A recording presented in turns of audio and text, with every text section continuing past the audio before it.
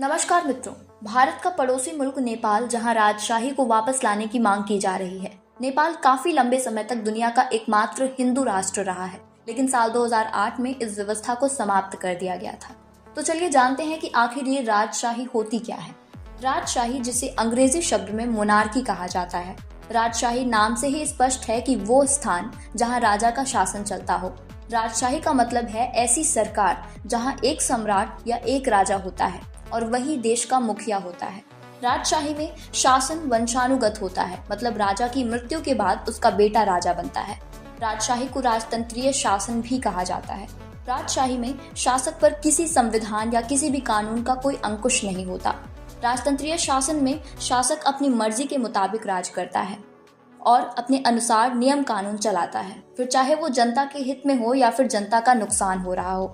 राजशाही दो तरह की होती है, एक होती है निरंकुश राजशाही और दूसरी होती है संवैधानिक राजशाही।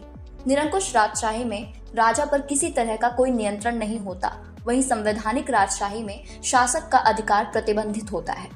राजतंत्रीय शासन व्यवस्था में ये होता है कि ज्यादातर नागरिकों को समान अधिकार नहीं प्राप्त होते।